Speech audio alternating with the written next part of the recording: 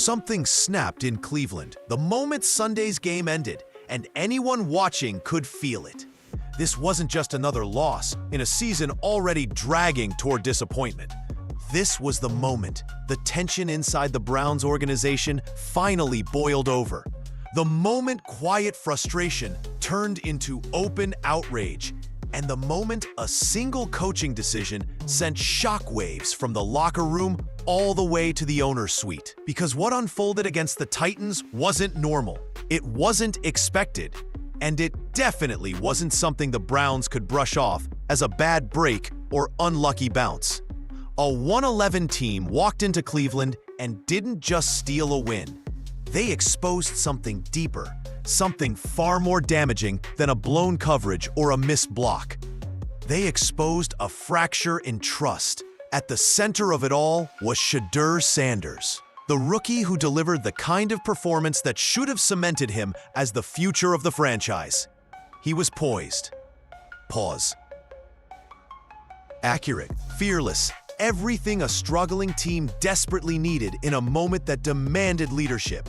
But just when it mattered most, just when the momentum was fully on his shoulders, he was taken off the field for a call that stunned the entire stadium. And that's when everything changed.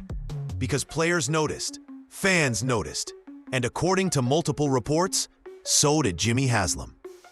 The owner didn't just see a bad play call. He saw a coach making decisions that could derail the development of the most promising young quarterback this franchise has had in decades. Now Cleveland stands on the edge of something bigger than a disappointing season. What comes next could reshape the future of the team, the coaching staff, and the young quarterback caught in the middle. Before the locker room whispers, before the press conference tension, before the ownership anger spilled into late-night phone calls, it all started with a loss that should have never happened. And not just any loss. The loss that shattered whatever thin patience was left inside the Cleveland Browns organization. On paper, this game was supposed to be a reset, a chance to breathe, a chance to prove that even in a rough season, the Browns could still handle business against a team barely clinging to its season. The Titans were 1-11. Their confidence was gone. Their season was over. They were simply trying to get to January without suffering any more embarrassment. But somehow, unbelievably, it was Cleveland that walked off the field embarrassed. A 12-point favorite losing at home is bad enough, but the way it happened is what sent the entire building into shock. Fans in the stadium weren't furious at first. They were confused. Confused that a team widely considered more talented could look so disorganized, so hesitant, so unprepared. And as the game slipped away, confusion turned into frustration. Frustration turned into disbelief, and disbelief turned into pure outrage. But the final score wasn't what broke the room. It was what the loss represented. Cleveland wasn't just beaten by a struggling opponent, they were exposed by one.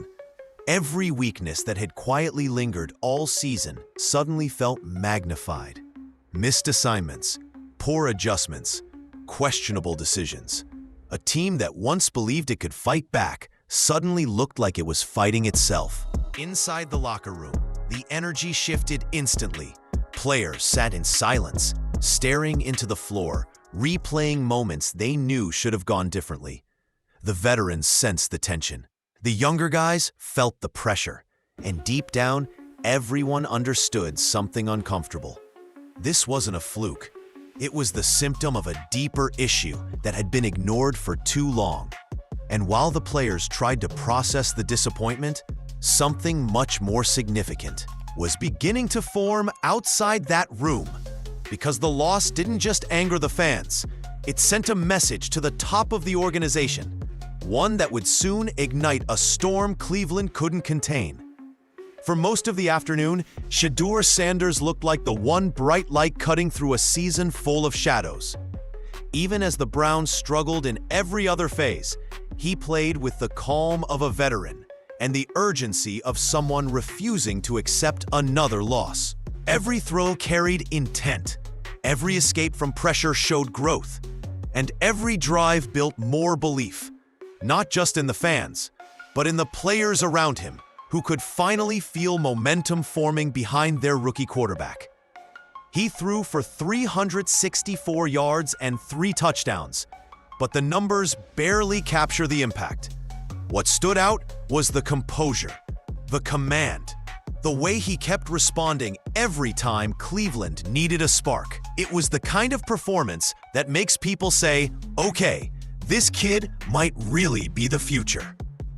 And then, in the moment that mattered most, he wasn't on the field. Cleveland marched down the field with urgency, Shedeur at the center of it all, carving through the Titans' defense with the poise of someone who'd been here 100 times before. The stadium was vibrating with anticipation. The Browns were one play away from pulling within reach, one play from keeping the game alive, one play from giving their rookie a moment he'd remember forever. But when the offense huddled for the 2-point attempt, something felt off. Shedeur wasn't there. Instead, the Browns lined up in a wildcat formation that felt ripped from a dusty playbook rather than the rhythm of the game. Fans didn't even have time to process it before the play crashed and burned. Confusion spread through the stadium like a wave. Analysts in the booth went silent. Even players on the sideline looked stunned. Why pull the quarterback who had been unstoppable? Why take the ball out of the hands of the one player giving the team a chance? And before anyone could catch their breath, Cleveland tried it again. Another wildcat look. Another failure. Another moment wasted.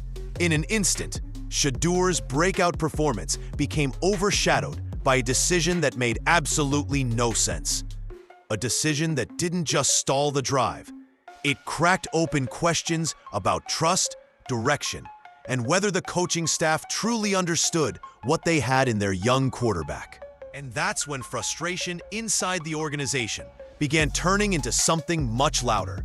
When the game ended and the cameras shifted toward the podium, most people expected Myles Garrett to talk about defensive mistakes or missed opportunities.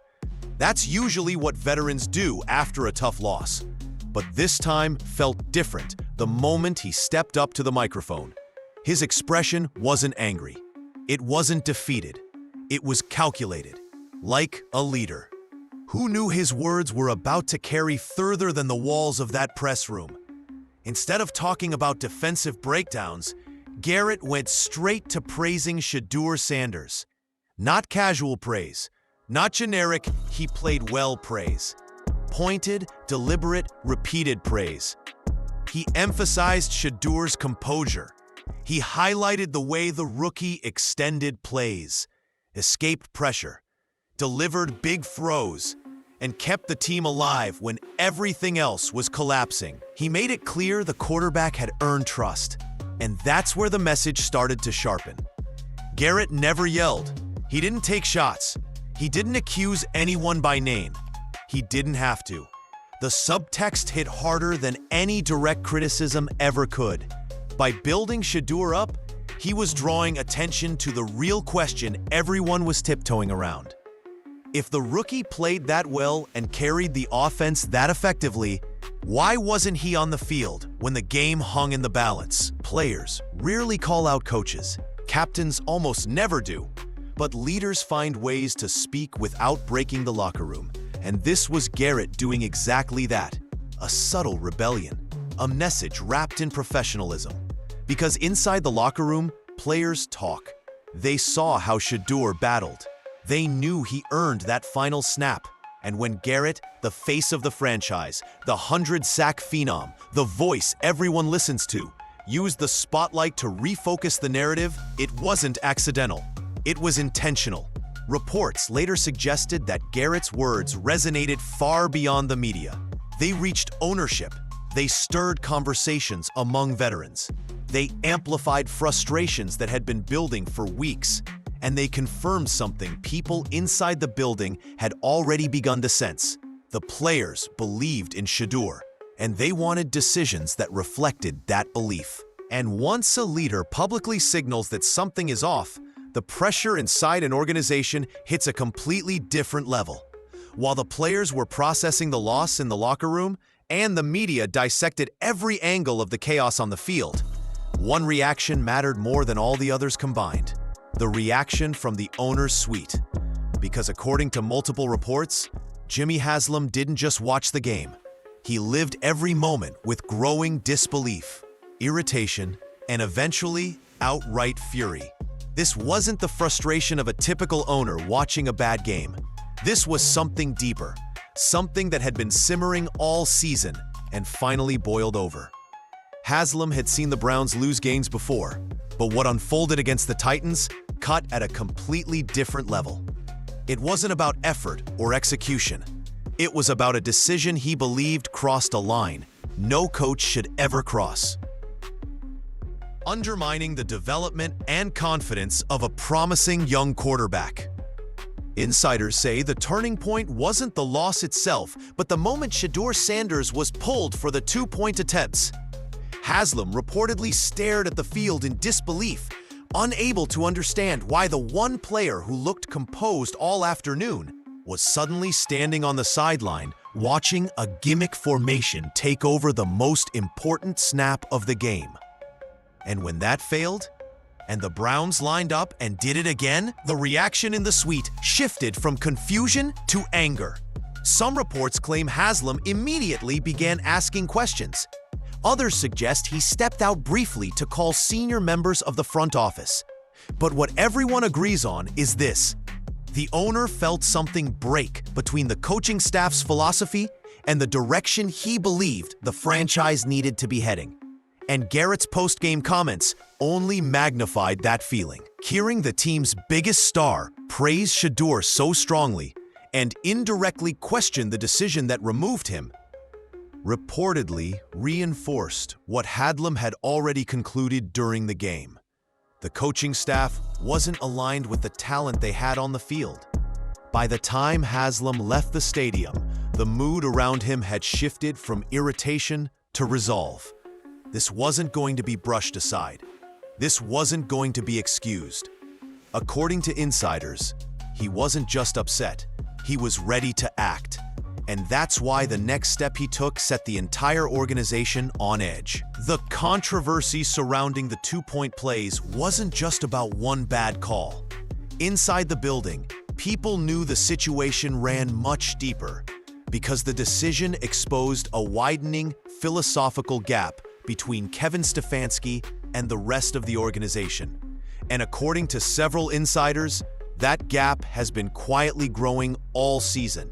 What alarmed so many people wasn't simply that Stefanski pulled Shedeur Sanders in a crucial moment. It was why he did it. When Stefanski admitted that the Wildcat look was pre-decided long before the drive even started, it sent shockwaves through the organization. It wasn't a response to game flow.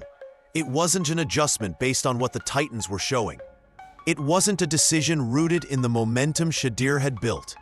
It was a rigid plan he refused to deviate from, even after watching his rookie quarterback carve through the defense with one of the best drives of his young career. To many inside the front office, that was the moment everything changed. Development is supposed to be fluid. Good coaches adapt. They recognize when a young quarterback is locked in and let him ride the moment. Instead, Stefanski stuck to a script, and by doing so, he sent a message no rookie should ever receive. No matter how well you play, I still don't trust you here. Players feel that. Quarterbacks especially feel that.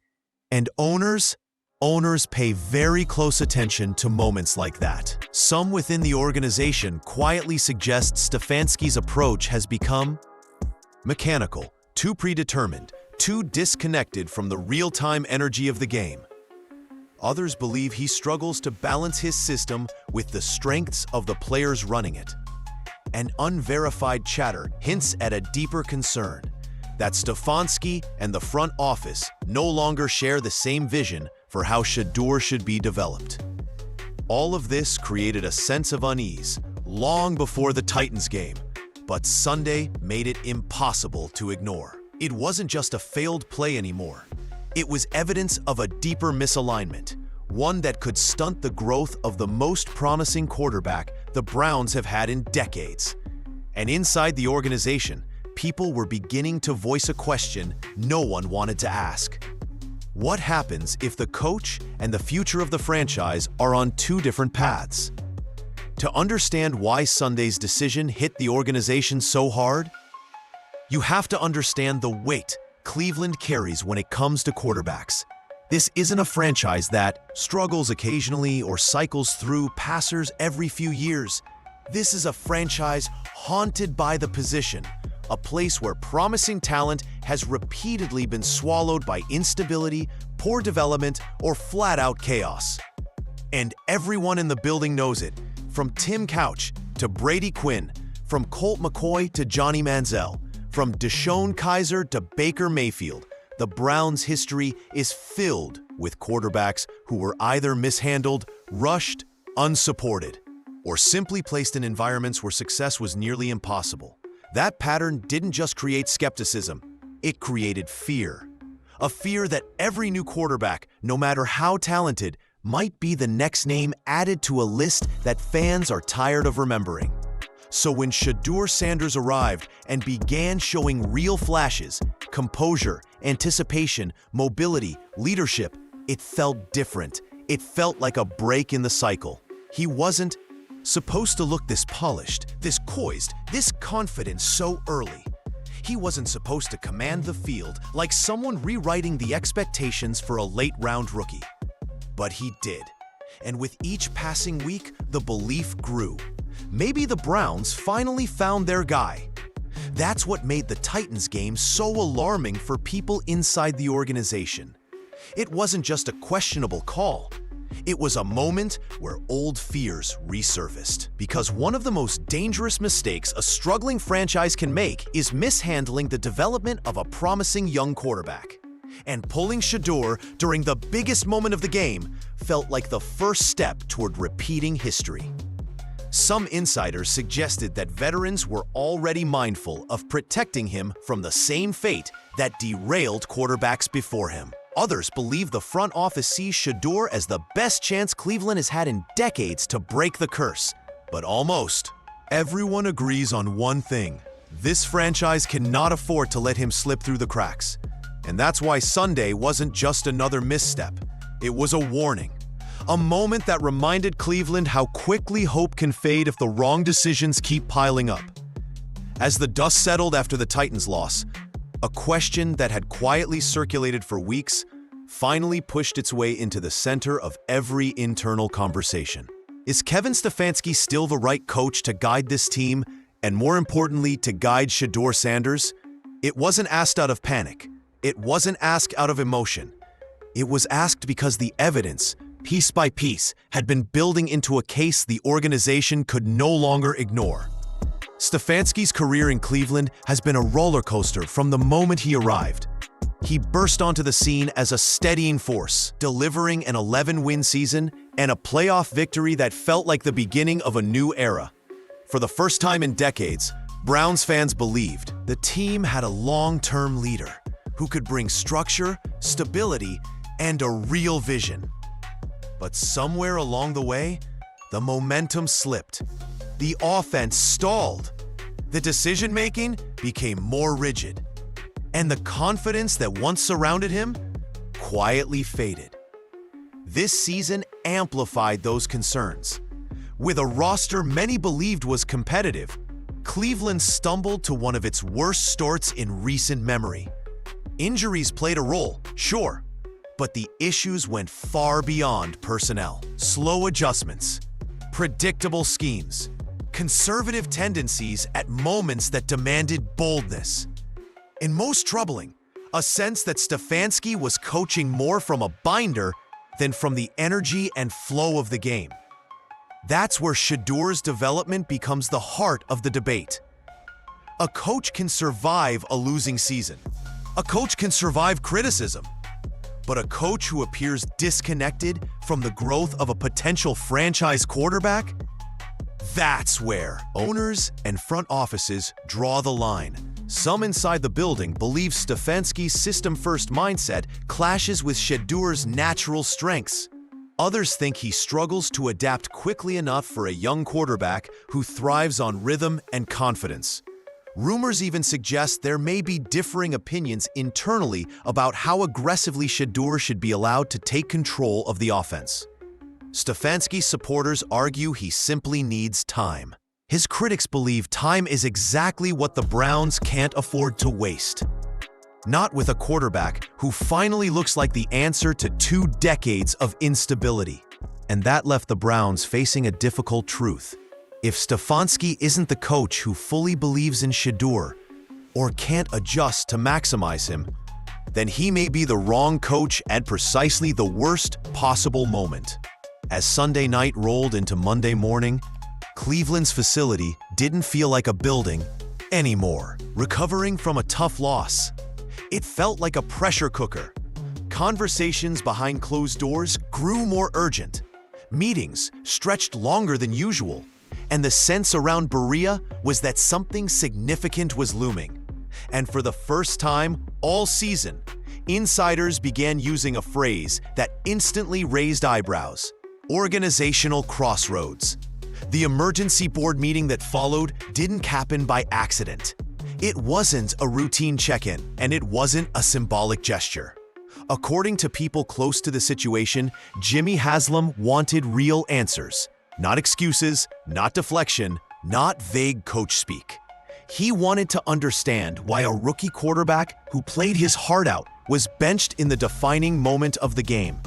He wanted clarity on whether this coaching staff truly believed in Shedur Sanders, and he wanted to know whether the current leadership structure was capable of developing him the way the franchise desperately needed. Inside that meeting, the tone was reportedly far more intense than usual. Executives discussed everything from Stefanski's game management to the trajectory of the offense to the long-term vision for the team. Some voices argued that pulling the plug mid-season would create chaos. Others believed chaos was already here, and that avoiding a hard decision now would only make things worse later.